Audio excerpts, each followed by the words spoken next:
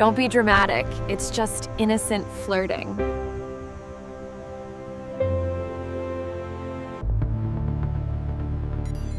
So I stopped arguing and started watching.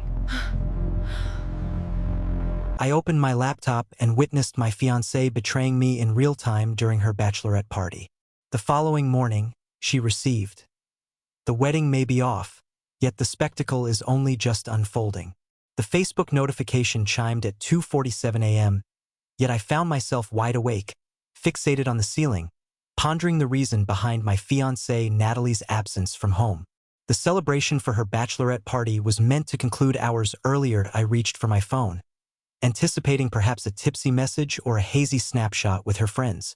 Instead, I found myself gazing at a photograph that sent a shiver of cold dread coursing through me. Natalie, my fiancée of 8 years, perched on another man's lap at Murphy's Bar in the heart of downtown. Her arms encircled his neck, her face aglow with the warmth of alcohol and an unspoken emotion I hesitated to identify. The man's visage was angled just enough to obscure some details, yet I could discern plenty. A costly shirt clung to his frame. A confident smile graced his lips, embodying the essence of a man who believed he commanded every space he entered. The caption proclaimed, "The final night of freedom. Thank you, ladies, for the most unforgettable bachelorette experience. No regrets, just a single night of #my hands trembled as I navigated through the comments. Her friends erupted in laughter, flooding the chat with fire emojis and encouraging messages of, "Get it, girl." Sienna, her maid of honor, had penned the words, "What happens at bachelorette stays at bachelorette.my apologies." I gazed at that photograph for a full 10 minutes, my thoughts swirling in a tempest of emotions. 8 years spent together. 8 years spent crafting a life, envisioning a future, discussing children, mortgages, and the journey of growing old side by side. Thus, she marked the occasion of our impending union. In a moment of impulse, I captured the image and shared it on my Facebook, accompanied by a straightforward caption. The inaugural evening of liberation, indeed. I updated my relationship status to single and tagged everyone significant, including her father, Thomas Whitaker, the most rigid insurance executive in all of Portland, Maine. In that moment, I found myself in a state of anticipation. The reaction was swift and intense. The incessant buzzing of my phone filled the air, a symphony of notifications, comments, and messages clamoring for my attention. Acquaintances, loved ones, colleagues, each had their own thoughts to share. Some offered their support, others were taken aback, yet the majority craved the unfolding spectacle. At 3:15 a.m., the sound of Natalie's car echoed in the driveway. She stormed through the front door, a tempest of fury, her expression contorted with anger. Still clad in her little black dress from the soiree, makeup a chaotic blur, she resembled none of the poised insurance executive who had captured my heart. "What on earth is the matter with you, Ryan?"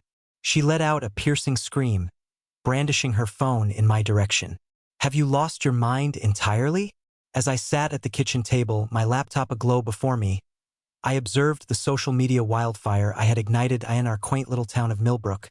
The air was thick with whispers, and I had just delivered the tale of a lifetime. Is there something amiss with me? I rose to my feet with deliberate slowness. By the age of 38, I had mastered the art of temperance, a skill honed through years of military discipline and the challenges of managing my own handyman enterprise. Yet this evening, that grip was precariously tenuous. I'm not the one dancing provocatively with unfamiliar faces at my bachelorette celebration. It was merely a jest. With a swift motion, she tossed her purse onto the counter. "My goodness, you seem to be grappling with a lot of insecurities." It was innocent amusement. Innocuous? I brought the image into view on my laptop display. "Does this appear innocuous to you?" Natalie cast a fleeting look at the image, and for a brief moment, her complexion drained of color. Then the defiance surged forth once more. "After all these years, you still don't trust me? That speaks volumes about you." Not I. Who is this individual? No one. A mere stranger seated at the bar. Sienna challenged me to capture a moment in a photograph. It held no significance. Yet, There was an unmistakable quality in her voice that hinted at deception. The way her eyes flitted to the side, the subtle shake of her hands. I had encountered enough deceivers in my days to discern the telltale signs. The shrill sound of my phone pierced the silence. The name Thomas Whitaker illuminated the screen. "Respond to it," Natalie whispered sharply. I activated the speaker mode. "Greetings, Thomas. Elliot Griffin. What on earth is happening?" Her father's voice cut through the air like a winter chill. "I'm receiving calls from nearly everyone in town regarding some trivial social media drama. Inquire with your daughter. Natalie, please elucidate your reasoning. At this moment." She seized the phone. "Father, it's of no consequence. Ryan appears to be experiencing a significant crisis. The photograph was merely a light-hearted jest. A joke that has now circulated 300 times," I remarked. "The local news Facebook page has just featured it." Natalie's complexion drained of color. "What is this?" I reloaded my browser. In a surprising turn of events, Channel 8 News reports that a local groom has decided to call off his wedding following the emergence of a viral photo from a bachelorette party. "Congratulations, my dear. You have achieved fame." "This is insane," she shouted. "Your actions are dismantling everything for the sake of trivialities." "I seem to be dismantling it all." I chuckled. Yet the sound held no trace of amusement. I wasn't the one who chose to engage in such an intimate act with a stranger just 3 days before our wedding. Thomas's voice crackled over the line. "That will suffice. Natalie, both of you return home. We shall engage in this conversation with maturity." Once she departed, I found myself in the kitchen, observing as the narrative erupted across the vast expanse of social media. Classmates from my high school days were sharing their thoughts. My comrades from the military were sharing their thoughts. Even my elderly neighbor, Mrs. Donnelly, had managed to stumble upon the post and responded with a cascade of shocked face emojis. Yet, as the rush of adrenaline ebbed away, an unsettling sensation took root in my stomach. Natalie's response had been excessively intense, overly protective. There was an undeniable familiarity about the man in the photo, even with his face shrouded in shadows. I intended to uncover his identity. Chapter 2. The dawn of a new day ushered in a flurry of phone calls, text messages, and surprise guests. The break of dawn. Precisely at 7 a.m., Mrs. Donnelly rapped gently on my door, bearing a casserole and a gaze filled with curiosity. "What a pity, my dear," she remarked, entering my kitchen without an invitation. Yet, I must admit, I have often found myself pondering the enigma of that girl. Excessively ambitious, in my opinion. The late nights spent at the office. Evenings that stretch into the early hours. Indeed, toiling away into the late hours. Between us, I noticed her car departing at 5:30 most days, only to return around 9 or 10. Isn't it an unusual method to stay late at work? I tucked that information away and reached out to my closest friend, Mike, who ran O'Malley's bar in the heart of downtown. Mike was the keeper of all local whispers and secrets. "Man, you shattered the internet," he remarked as he picked up the phone. "Half the town is abuzz with conversation. The remaining portion consists of exchanging memes. Could you do me a small favor? Would you be able to join me for lunch? I'm in the process of clearing my schedule." Our paths crossed at O'Malley's on a languid afternoon shift. Mike filled my glass with beer and effortlessly pushed a basket of wings toward me across the bar. "What's the true tale behind this?" he inquired. I presented the photograph to him once more. "Behold this individual. Truly observe him." Mike gazed intently at the screen, and then his eyes grew wide with surprise. My goodness. Could that be Mark Dalton? Who is Mark Dalton? As the regional manager at Hartwell Insurance, Thomas stands out as the shining star of the organization. He cruises in a BMW, convinced he's the ultimate prize for women. Occasionally, he enters this space accompanied by clients. Mike took a moment to gather his thoughts. "Ryan, if Natalie is involved with Mark Dalton, this situation transcends mere infidelity. That man holds the position of her superior's superior." The fragments began to align seamlessly. The long hours of darkness, the instinctive response, the fear reflected in her gaze when I shared that image. This transcended a mere drunken blunder at a bachelorette celebration that I must ascertain the truth without a doubt. What occupies your thoughts?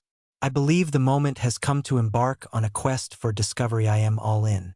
However, it's important to understand that your recent social media escapade has resulted in Mark losing quite a bit of dignity. It seems that Thomas summoned him to the office this morning. The entire company is abuzz with excitement over it. That afternoon, I made my way to Natalie's office building and found a spot to park across the street. At 5:30, precisely as Mrs. Donnelly had instructed, Natalie stepped out to her car. Yet, rather than making her way home, she exited the parking lot and set her course for downtown. I trailed behind, my heart racing with each step. She navigated her way to the Riverside Apartments, the upscale enclave nestled by the shimmering waterfront. I observed her maneuver into the parking space and stride toward Building C, as if it were a routine she had perfected over countless repetitions. 20 minutes later, she reappeared alongside a tall man clad in a luxurious suit. Even from afar, I identified him from the image. Mark Dalton. They climbed into his BMW and sped away together. I remained in my truck for an hour, reflecting on the events that had just unfolded before my eyes. This was not merely a fleeting error of the night. This was a clandestine liaison. Upon returning home, I reached out to my former Army companion, Caleb Porter, who had since established a private security firm in Portland. I sought his assistance with a matter I conveyed to him. What type of assistance? The type in which you excel. With a hint of amusement, Caleb Porter mused about the tasks at hand. Research, surveillance, and perhaps a dash of inventive problem-solving. It appears that someone has found themselves in a predicament. What is the current state of affairs? I provided a comprehensive explanation. The image, the inquiry, the revelations I had unearthed regarding Mark.so. You're curious about the depths of this, are you? I desire to uncover every detail, the duration of this unfolding saga, their intentions, and all that lies beneath the surface. Grant me a span of 48 hours. With the dawn of a new day, unexpected revelations awaited. Sienna, the maid of honor for Natalie, arrived at my doorstep with an air of apprehension. "We need to talk," she said. I welcomed her inside, observing her deliberate evasion of eye contact. "Listen, Ryan, I truly regret everything that's happened. The situation with the photos spiraled beyond control. Did it truly? Or did it merely unveil what was already unfolding?" She nervously toyed with the strap of her purse. "I'm not quite sure I understand what you're saying." "Mark Dalton, for how long has Natalie been involved with him?" Sienna's expression twisted in dismay. "I am unable to do that. I gave my word that I wouldn't." "Sienna, I caught a glimpse of them together yesterday. I am aware of the apartment. The sole inquiry at hand is whether you will assist me in grasping the situation or continue to perpetuate falsehoods on her behalf." In that moment, tears streamed down her face, her mascara leaving dark trails on her cheeks. "Half a year," she murmured. "The journey began 6 months prior during the company retreat. She claimed it was merely physical, that her affection for you remained. Yet she craved something more thrilling. She extracted a promise from me, one that bound my lips in secrecy. Did you truly believe that was acceptable?" "I believed it would extinguish. I believed she would eventually move past it and choose to marry you regardless."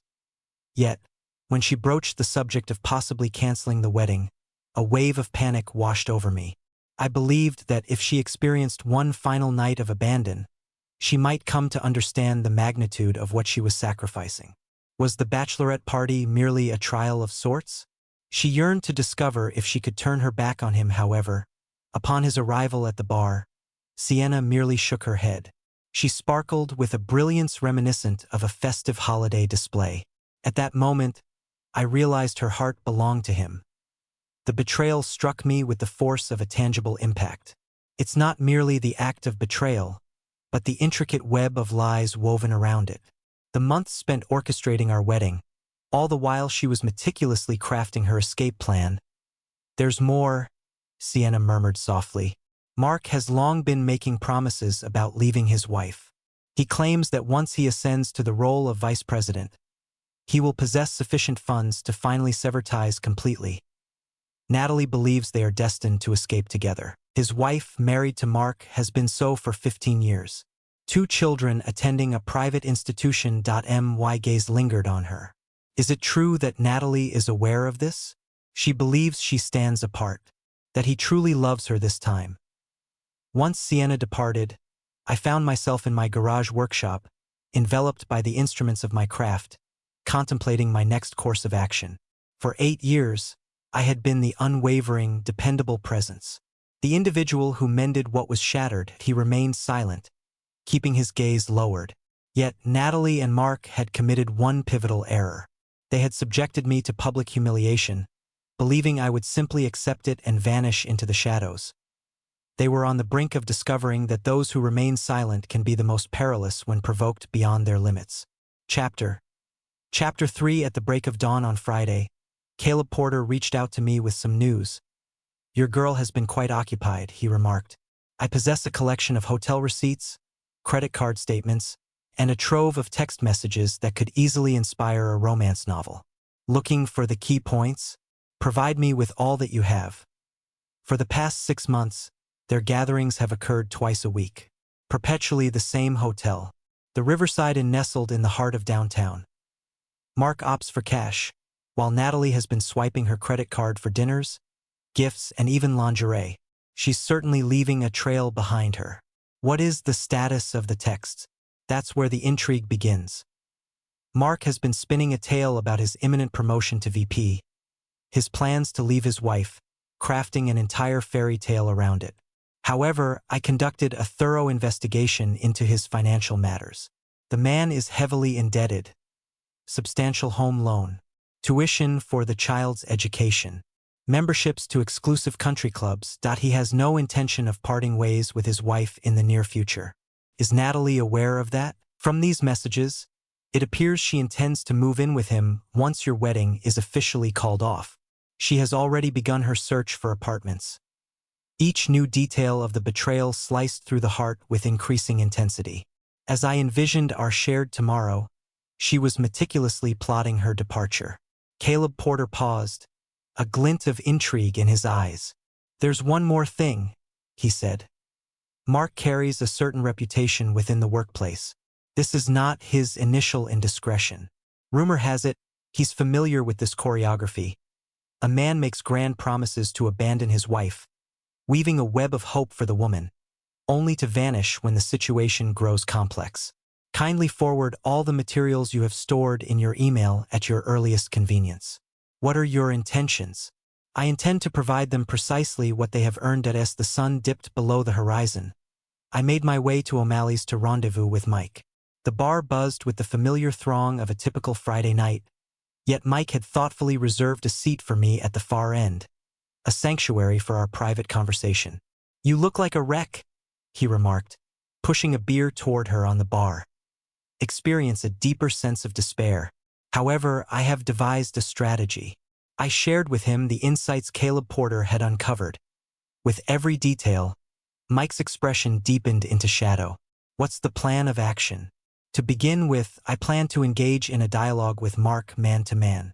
"Are you certain that's a wise decision?"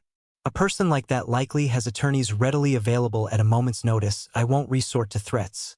Instead, I will ensure he comprehends the gravity of the situation." As the clock struck 9 p.m., I made my way to the Riverside apartments, where I settled in to wait. As anticipated, Mark's BMW glided into the parking lot. I observed him making his way toward Building C before I stepped out of my truck. "Mark Dalton?" He pivoted, narrowing his eyes against the faint illumination. "Who is inquiring?" "Ryan Collins. I believe you are familiar with my identity." His complexion drained of color, yet he endeavored to keep his poise intact. "Listen, if this concerns that photograph, it signifies much more than just the image itself." I moved in closer, observing how he instinctively retreated toward his vehicle.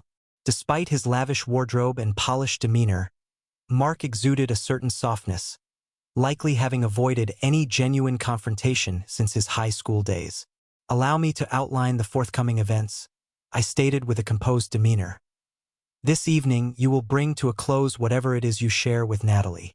Well, it seems you should keep your distance from her." No one has the authority to dictate my actions. Indeed, I am capable of that. I am aware of your wife, your children, and the obligations of your mortgage. I am aware of the other women you have treated this way. It is clear to me that Thomas Whitaker holds his company's reputation in the highest regard, prioritizing it above all else. Mark's Adam's apple rose and fell with a noticeable gulp. You are issuing a threat towards me. I am here to convey information to you. A distinction exists. Natalie has reached adulthood.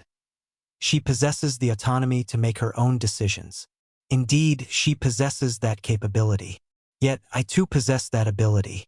I retrieved my phone and displayed the screen to him, revealing a draft email address to Thomas Whitaker, complete with attached photos, hotel receipts, and screenshots of text messages. A single click dispatches this to your boss, your spouse, and every gossip blog in Portland. It is entirely up to you. Mark fixed his gaze on the phone before shifting his attention to me. You're merely putting on a facade. I pressed the send button. My apologies. His complexion faded to a ghostly pallor. Pills, powders. He surged toward me with fierce intent. Yet, after 8 years of military training and 15 years of hard labor, I found myself in a condition that surpassed anything his gym membership could offer. I deftly evaded his awkward strike and seized his wrist, contorting his arm behind him with precision. Allow me to offer you a piece of unsolicited wisdom, I murmured softly. Before you attempt to ruin another's existence, ensure they remain unaware of their capacity to retaliate. I let him go and strolled back to my truck, leaving him there in the parking lot, likely contemplating just how quickly he could polish his resume. Before I even crossed the threshold of my home, my phone began to ring. First came Natalie, followed by Thomas, and then a series of unfamiliar numbers. I allowed each call to slip into the realm of voicemail. The following morning, I awoke to discover that my narrative had once more captured the attention of the masses. A video capturing my confrontation with Mark had been recorded and shared online. The remarks were harsh, yet the majority aligned with my perspective. Local handyman exposes employer deception. This is the way to deal with someone who disrupts a relationship. Mark Barron received his due recompense. At the stroke of 10 a.m., Natalie arrived at my doorstep. She appeared as though sleep had eluded her, her typically flawless demeanor now in disarray and tinged with desperation. "You destroyed everything," she screamed the moment I opened the door. "Have I truly obliterated it all? How amusing." Mark found himself without a job. This morning, Thomas let him go. Excellent. What drives you to such cruelty? Our affection for one another knows no bounds. A chuckle escaped my lips. Affection? Natalie, to him, you were merely a game. Just as he has with the other women. That is simply not the case. Inquire about Jennifer Morrison with him. Or perhaps Sarah Chun. 2 former employees who believed they were exceptional as well. Her expression twisted in dismay. You are not being truthful. Am I? When was the last time you received word from Mark? Ever since yesterday, She retrieved her phone, and I noticed her fingers gliding over the screen as she perused her messages.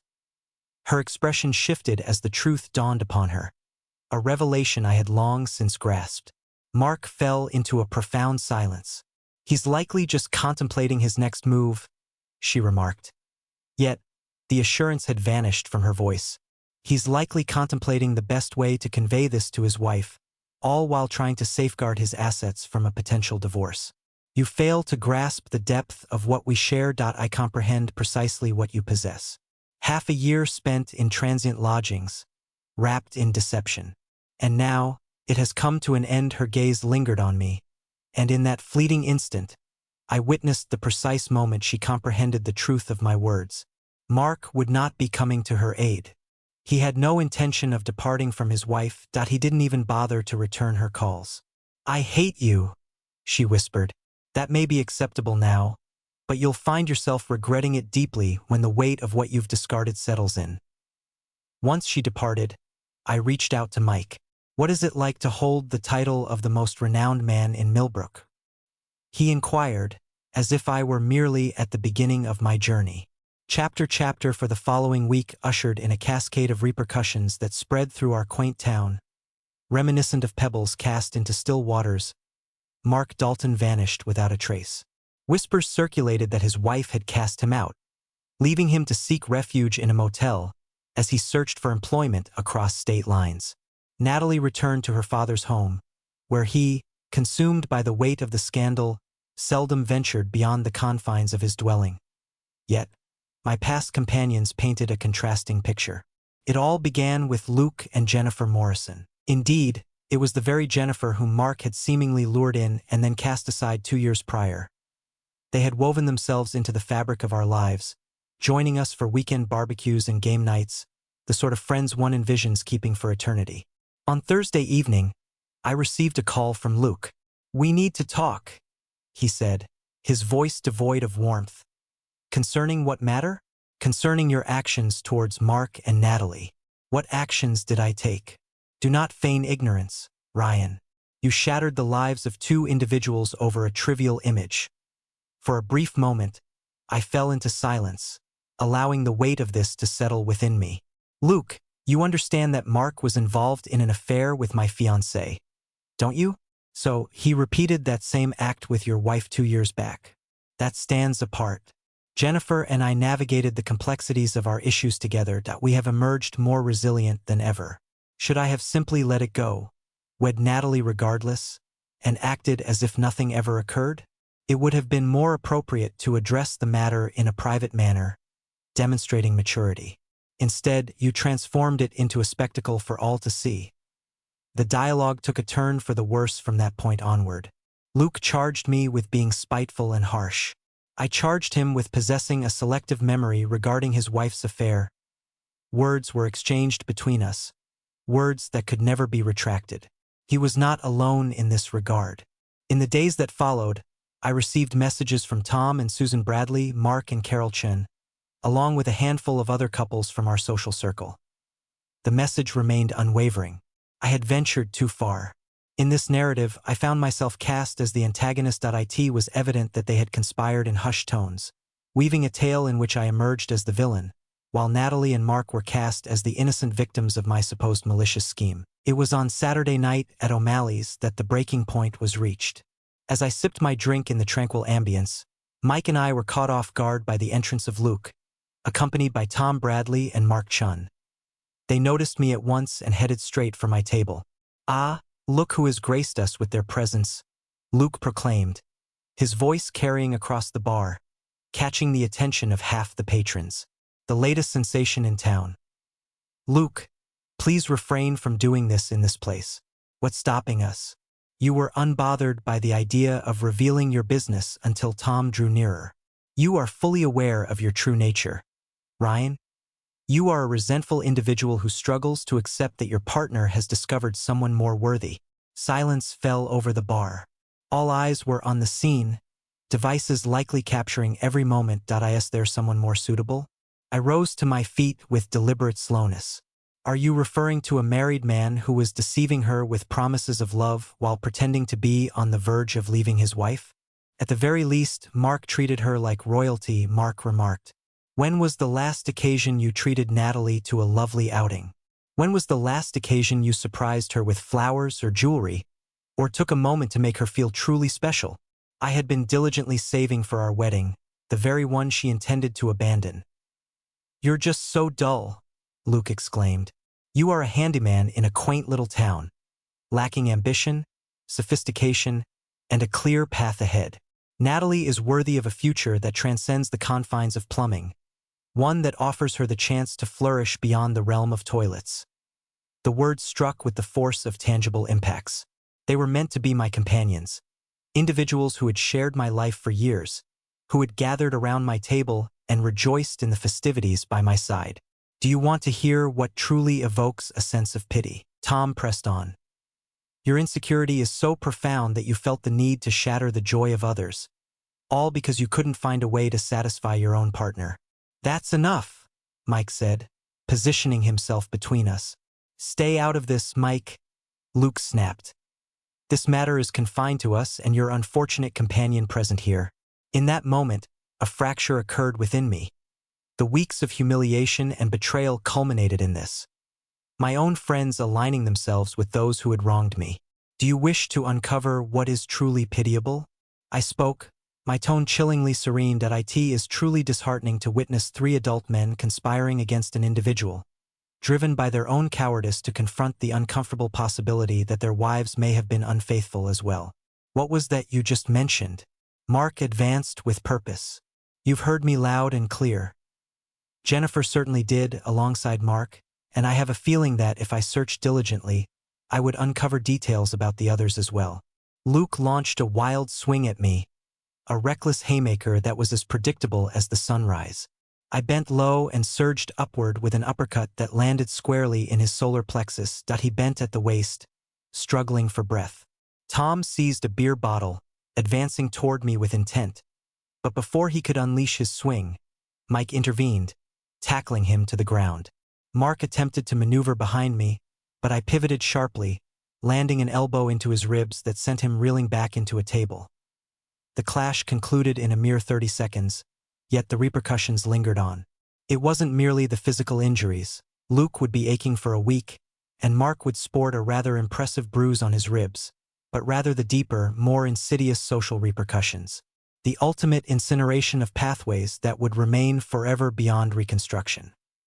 Get out, Mike commanded, his voice cutting through the air as they struggled to regain their footing on the floor. Each and every one of you. And do not return. As they hobbled toward the door, Luke glanced back at me. This is far from finished, Ryan.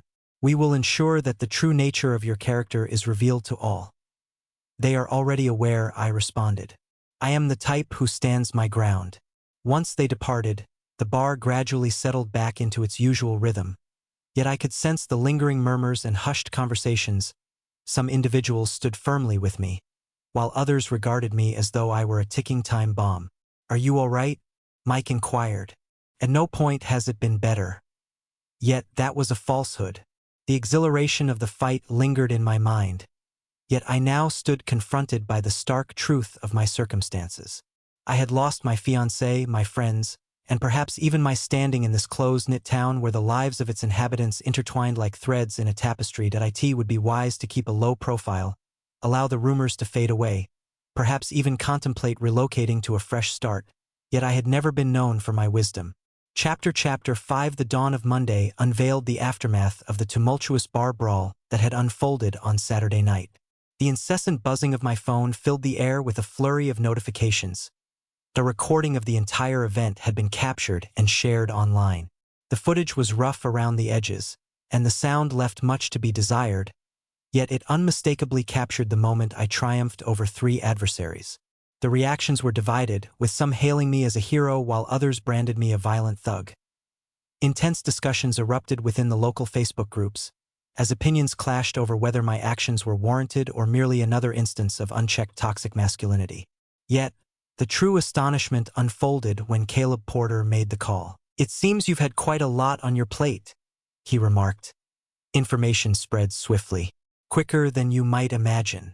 I possess some intriguing insights regarding your past acquaintances. What do you mean by that?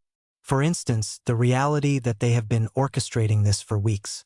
Since the Mark situation became known, they have gathered at Luke's residence, strategizing their approach. How shall we coordinate? Records from phones, posts on social media, and a selection of emails. They have been diligently striving to sway your entire social circle to oppose you.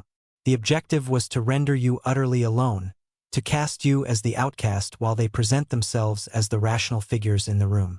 A shiver coursed through me, sending a chill down my spine. What could possibly motivate them to act in such a manner? Your actions cast them in an unfavorable light.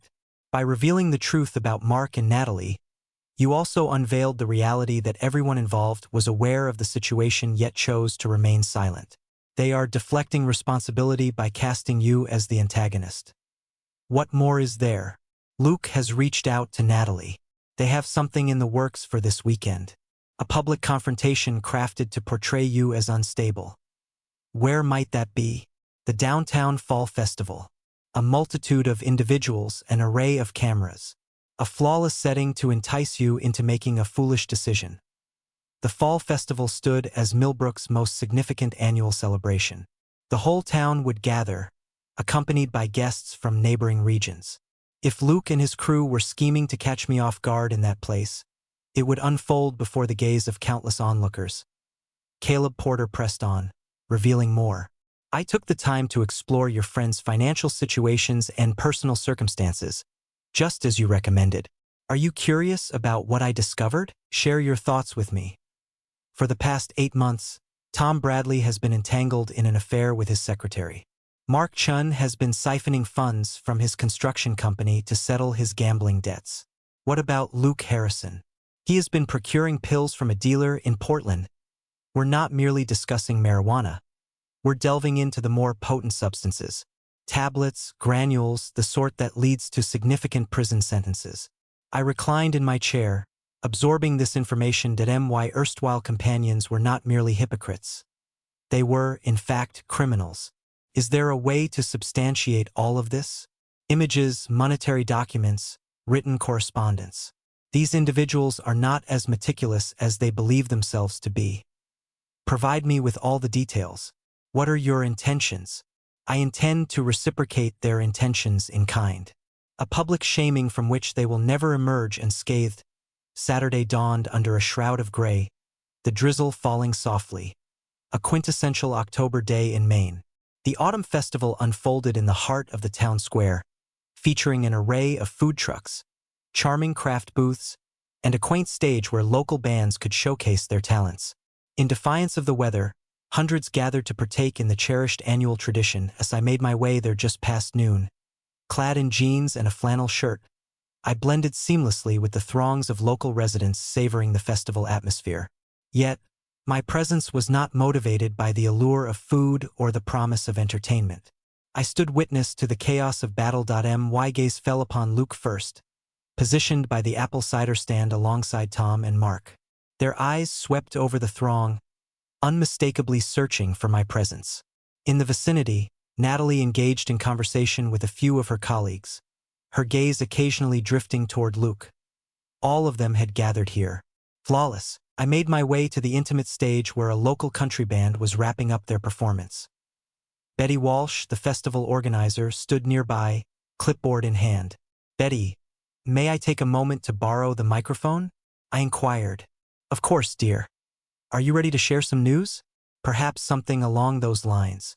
As the band busily packed away their instruments, I ascended the stage.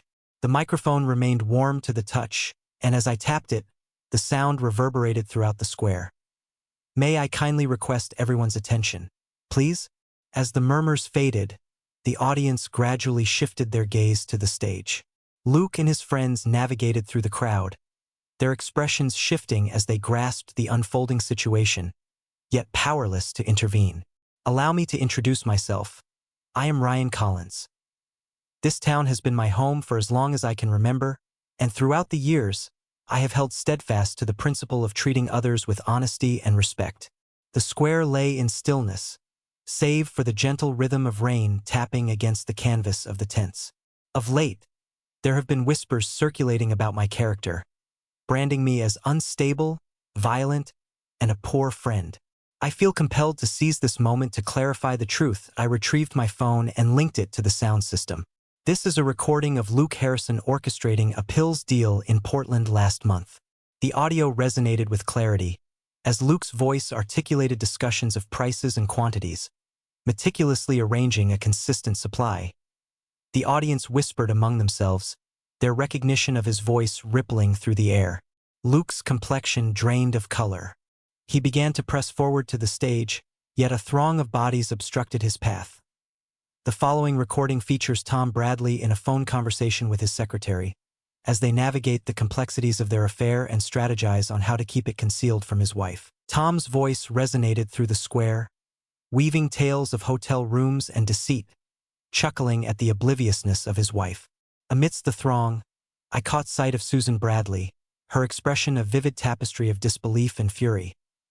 Lastly, we hear from Mark Chun as he reveals his troubling actions of embezzling funds from his construction company to settle his gambling debts. Mark's voice served as the final nail in the coffin, nonchalantly recounting his embezzlement as if it were merely a trivial accounting oversight. The atmosphere was electric, with individuals eagerly brandishing their phones to capture the moment, while others excitedly dialed friends to share the unfolding events. "These are the men who labeled me unstable," I declared into the microphone. "These are the individuals who claimed I overstepped boundaries when I revealed my fiancé's infidelity.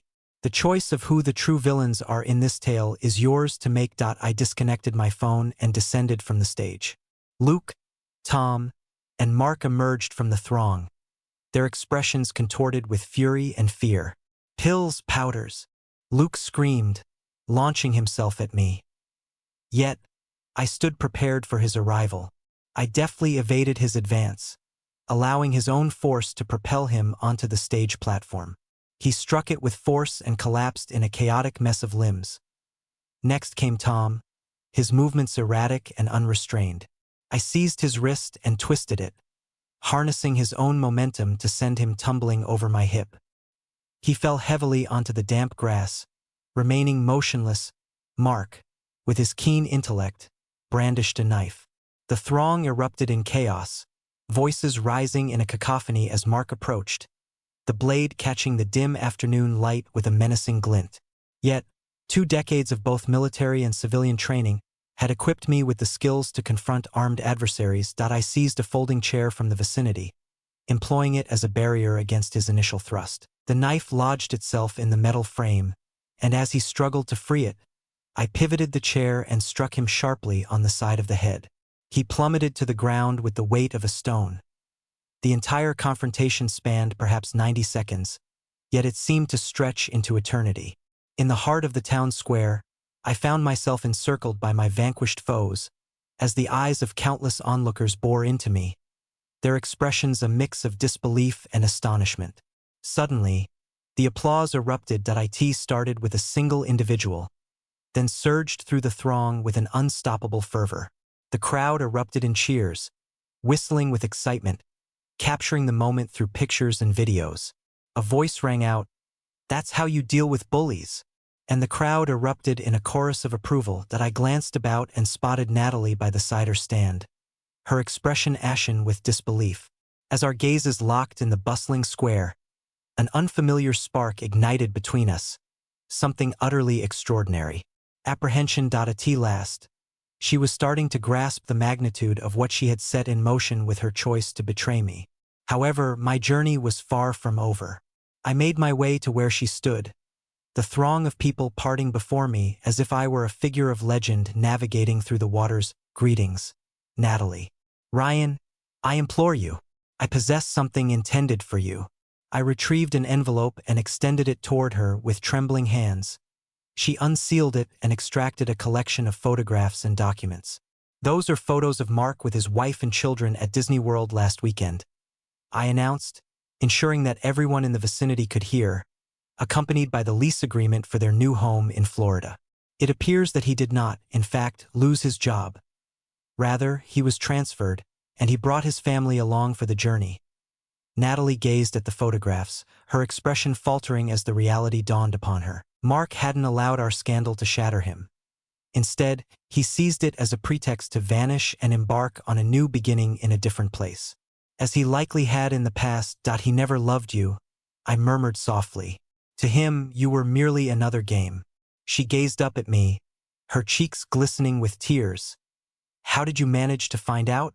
I engaged the services of a private investigator. It appears that Mark has performed the same routine in 3 distinct cities. Consistently seeks out driven women. He constantly vows to part ways with his wife. Always vanishes when the situation grows intricate. The audience hung on every word, their phones capturing each moment in vivid detail. Natalie's humiliation was now utterly complete and laid bare for all to see, mirroring the depths of my own experience. "What is the reason behind this?" she murmured softly. "What is the reason behind your actions towards me? For you initiated it with me first." The sole distinction lies in the fact that all I express is indeed the truth. With a steady breath, I faced the crowd for one last moment. "Esteemed guests, I urge you to etch this day into your memories. Recall the consequences that unfold when one seeks to obliterate an innocent soul in a desperate attempt to conceal their own misdeeds. Recall the consequences that arise when you confuse kindness with weakness. I navigated through the throng, the crowd parting to grant me passage to my truck that I in the distance. The wail of sirens grew louder, echoing through the air behind me. At long last, a call had been placed to the police regarding the altercation. Yet, I felt no concern that I possessed video proof of Mark brandishing the knife, testimonies from witnesses who had observed Luke and Tom launch their assault on me first, and a throng of onlookers who had just witnessed me unveil 3 wrongdoers and a duplicitous ex-fiancée. As I pulled away from the festival, my reflection flickered in the rearview mirror. After what felt like an eternity, a smile finally graced my lips. The silent craftsman had vanished. In his stead stood something more unyielding, something impervious to breakage, betrayal, or humiliation, a force that resisted and triumphed.